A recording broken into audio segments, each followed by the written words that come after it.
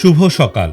আজ মঙ্গলবার ৮ই জুলাই ২০২৫ খ্রিস্টাব্দ, ২৪শে আষাঢ় ১৪৩২ বঙ্গাব্দ, ১২ই মহরম ১৪৪৬ হিজরি। জ্যোতি বসু ভারতীয় উপমহাদেশের কিংবদন্তি কমিউনিস্ট নেতা। ১৯৭৭ সাল থেকে ২০০০ সাল পর্যন্ত একটানা ২৩ বছর তিনি পশ্চিমবঙ্গের মুখ্যমন্ত্রীর দায়িত্ব পালন করেন। জ্যোতি বসু ছিলেন ভারতের দীর্ঘতম মেয়াদের মুখ্যমন্ত্রী। তার আদি নিবাস ছিল বাংলাদেশের নারায়ণগঞ্জ জেলার সোনারগাঁওয়ে। তিনি ছিলেন ভারতের সিপিআইএম দলের প্রতিষ্ঠাতাদের একজন এবং প্রথম পলিট ব্যুরোর সদস্য। ১৯৯৬ সালে ভারতের প্রধানমন্ত্রী হিসেবে জ্যোতি বসুর নাম বিবেচিত হলেও তিনি পার্টির সিদ্ধান্তে সেই পদ প্রত্যাখ্যান করেন।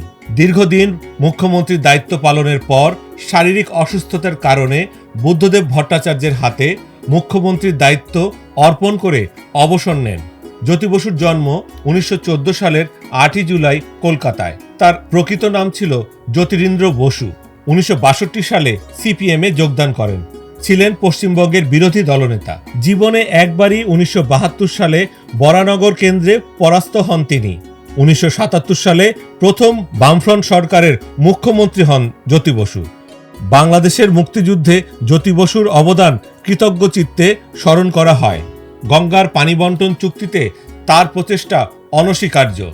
রাজনীতিতে তার বিশাল ব্যক্তিত্ব ও দূরদর্শিতার কাছে বাম ঘরানার কেউ এখনও পৌঁছাতে পারেননি।